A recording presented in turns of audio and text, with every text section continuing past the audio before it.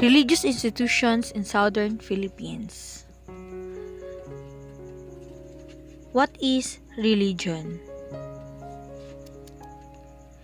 Religion is an organized collection of beliefs, cultural systems, and worldviews that relate humanity to an order of existence. Many religions have narrative symbols and sacred histories that are intended to explain the meaning of life and or to explain the origin of life or the universe. From their beliefs about the cosmos and human nature, people derive morality, ethics, religious laws, or a preferred lifestyle. According to some estimates, there are roughly 4,200 religions in the world. Characteristics of religion.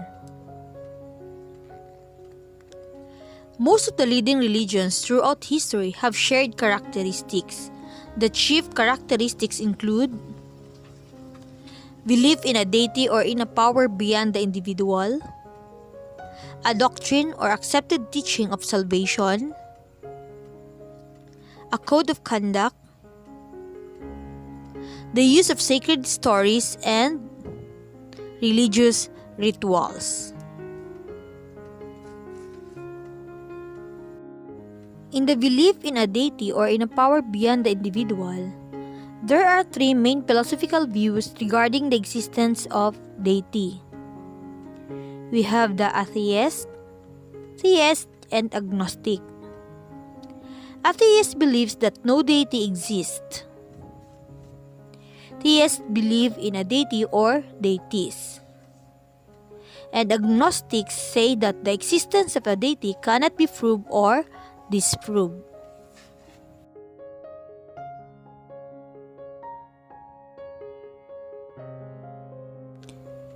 In a doctrine of salvation, there are 5 major religions: the Christianity, Islam, Judaism, Buddhism, and Hinduism.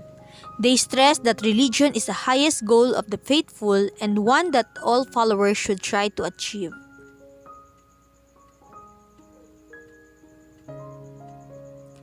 A code of conduct. This is a set of moral teachings and values that all religions have in some form. Such a code or ethic tells believers how to act towards the deity and towards one another.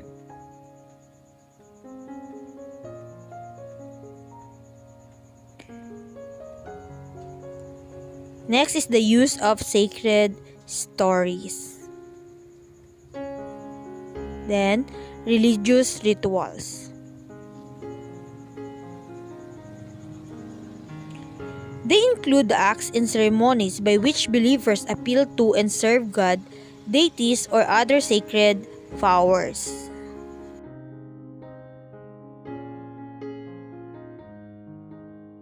It gives man comfort, strength, and hope in times of crisis and despair. It preserves and transmits knowledge, skills, spiritual and cultural values and practices. Religion explains events or situations which are beyond the comprehension of man.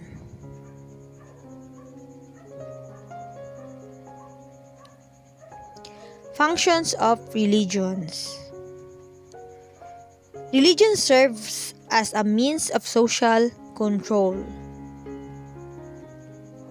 It exerts a great influence upon personality development. Religion relieves fear of the unknown.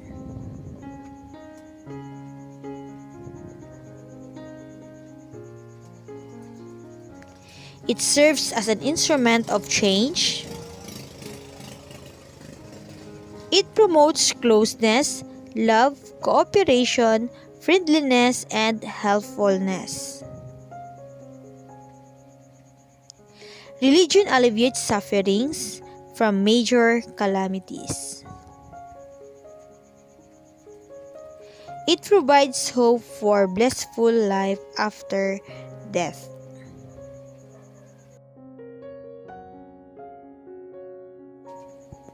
The three religions that are preaching religions seeking more members actively are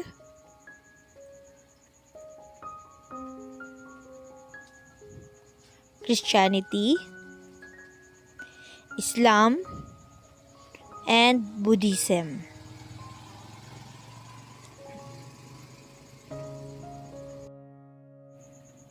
The religions in the world in percentage. So we have the Roman Catholic, 80.6%, Protestant, 8.2%, other Christian, 3.4%, Islam, 5.6%, tribal religions, 0.2%, other, 1.9%, and none, 0.1%.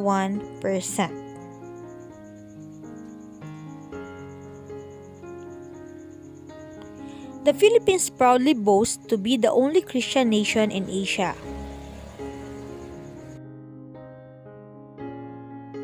Muslim minority concentrated on the southern islands of Mindanao, Sulu, and Palawan.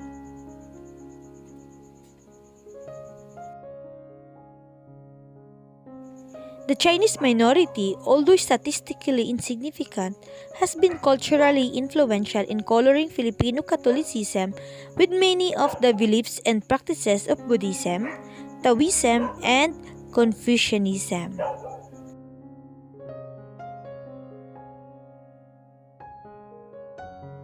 The pre-Hispanic belief system of Filipinos consisted of a pantheon of gods, spirits, creatures, and men that guarded the streams, fields, trees, mountains, forests, and houses. But Hala, who created earth and man, was superior to these other gods and spirits.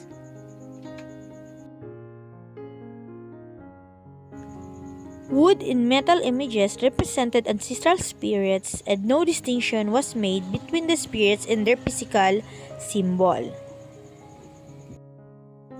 Regular sacrifices and prayers were offered to placate these deities and spirits, some of which were benevolent, some malevolent.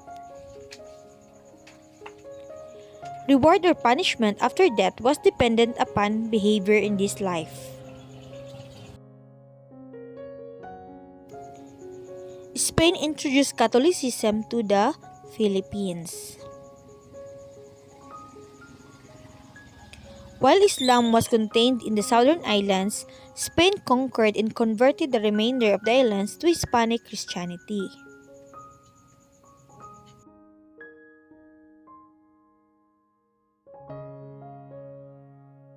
When the United States took over the Philippines in the first half of the century, the justifications for colonizing were to Christianize and democratize.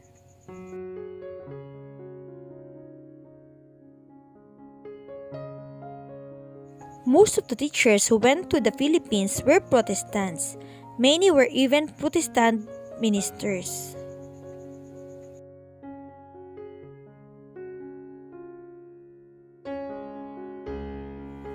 Religions in Mindanao. Here are the list of practiced religions in Mindanao.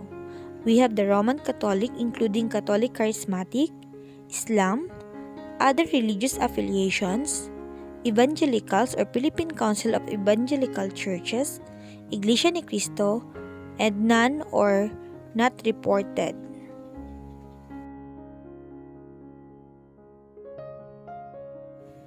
Roman Catholic and Islam are the two religions most widely spread across Mindanao. These two denominations together cover the religious affiliation of more than half of the island's population.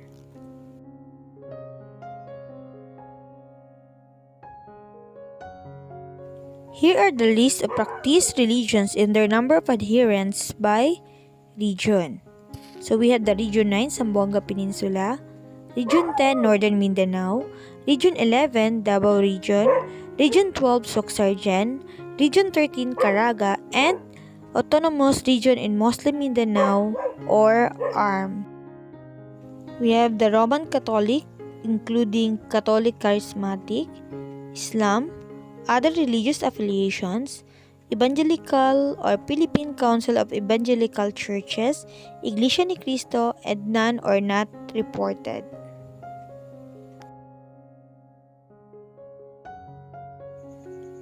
Among the 6 regions in Mindanao, Roman Catholic is the dominant belief except in Arm. Davao region has the highest proportion of Roman Catholics, which constituted 26.50% of the total population, followed by Northern Mindanao, 24.71%, then Zamboanga Peninsula, 17.10%,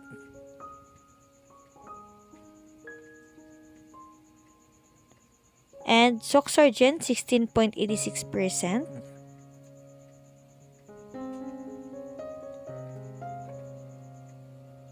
and Caraga, 13.39%. Islam is the widespread religion in Arm, with 91% of the region's residents practicing its doctrine.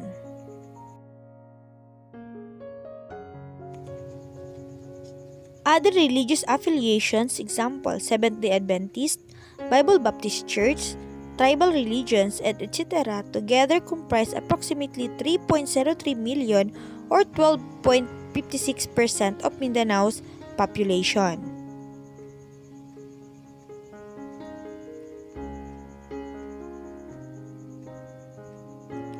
Other religions in the list are Evangelicals, comprising 5.19% of Mindanao's population, and Iglesia ni Cristo at 1.70%. Persons who did not designate a religious preference account for 0.16% of the population in Mindanao, with the highest percentage in Arm at 0.46% of the region's population.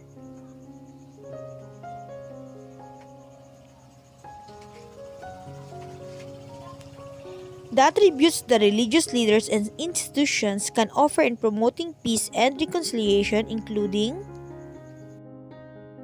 integrity as a trusted institution, a respected set of values,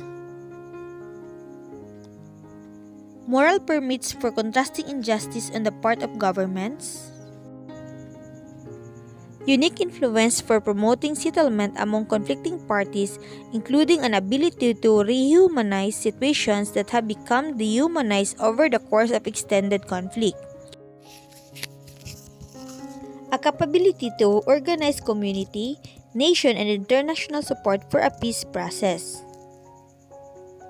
an ability to follow through locally in the wake of political settlement, and a sense of calling that often inspires perseverance in the face of major, otherwise devastating obstacles.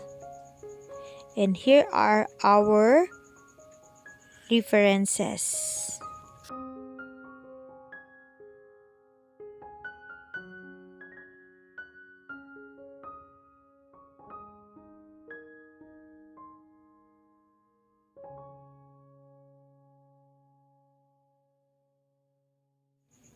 Thank you for listening and watching.